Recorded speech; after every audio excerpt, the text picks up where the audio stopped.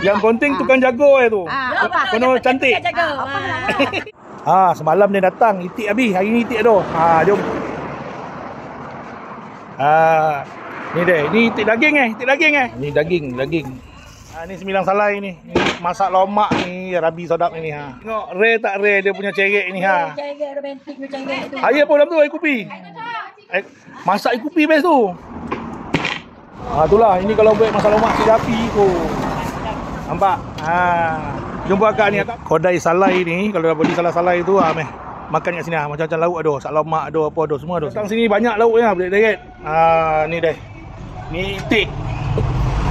Buyuh salai, maman ikan bilis. Ni maman daging salai. Pucuk ubi dengan cendawan kukuh. Nampak? Kalau kau datang kat sini, nampak ni ada dessert percuma. Ni pisang dengan nangka. Yang ni rare ni. Wajik. Wajik durian. Warung Lomang Apak. Ni kau dah makan tengah hari best kat sini. Dia betul-betul ni depan tanah perkuburan Islam Kubang Rusa Pelanggai. Kuala Pilah ni 9. Operasi kedai pukul setengah sampai pukul 6 hari Isnin, Selasa kita cuci, Rabu Khamis sampai pukul 6, Jumaat Sabtu Ahad sampai pukul 7 pagi sampai 7 malam. Nak beli salai, itik salai, keli salai, daging salai, daripada Kuala Pilah tu nak pergi Batu Kikir, ni dah.